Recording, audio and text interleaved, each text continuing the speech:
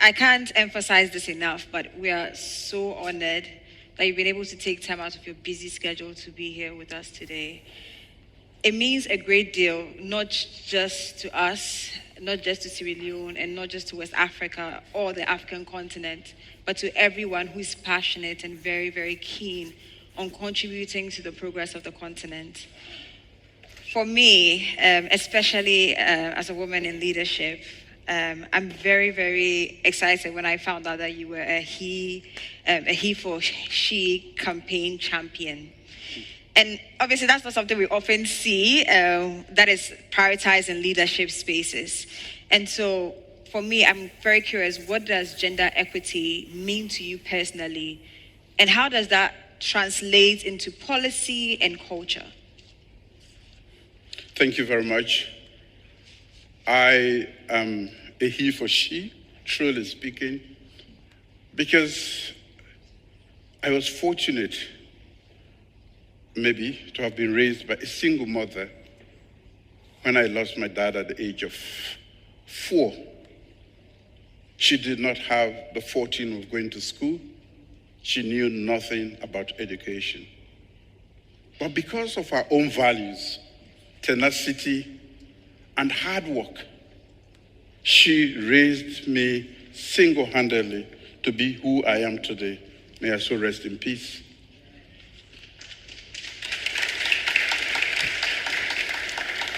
So for me, the agency in women I have witnessed firsthand, and maybe I'm a product of that. And that is why I value the contribution of women who have been put at the back. You know, most times in Africa, they should be in the kitchen. They should not be heard. So when I had the opportunity to be at the helm, I thought it was incumbent upon me to pay back. That's really and to also to help national contribution, because it's a disservice to say that you want to keep more than half of your population not engaged in the development process and think that we, the men, can do it all. That is a disservice. You must go full throttle on both sides. And the fact that women have not been fortunate because of structural restraints that we had put on them to be educated, to be empowered, and to be given equal opportunity, I thought my presidency would be a moment of liberation for them. And I've done quite a lot to liberate them, move them from the dungeons they have been placed, and to be wherever they can be. So we have had to pass the Women's Empowerment Bill, Gender Empowerment, and now women, at least starting from Parliament and all other positions, including the corporate space, you can have nothing less than 30% of women in Sierra Leone. Women can now own properties, which is not the case. So there's quite a lot involved in that. But that is my very first step. And I'm fortunate to have a wife who is an activist for women too, and the 𝐻𝐿, who has complemented my effort. I have led a people-centered administration. My programs have been people-centered. So what I have done is to make sure that the first reform actually was in the education sector. And that is because I know the power of education. So we made education, access to education free, and made it even more free for the 𝐻𝐿.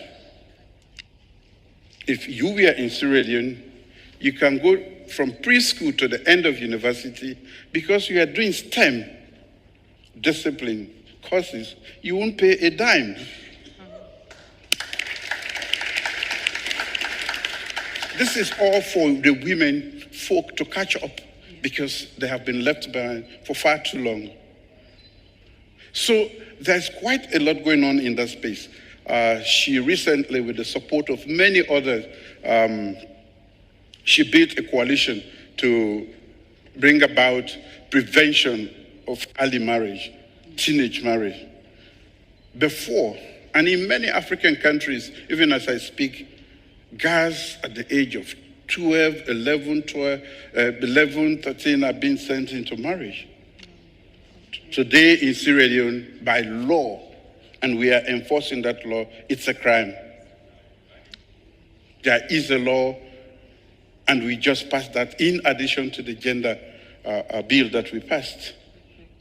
There was a time when rape of young girls and women became so rampant, I had to declare an emergency.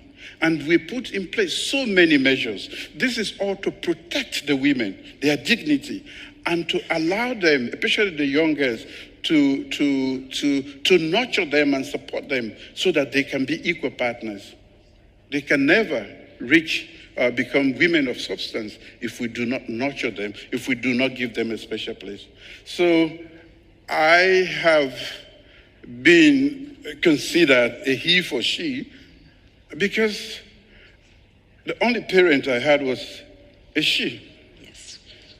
And she did a good job, as you can see. She did.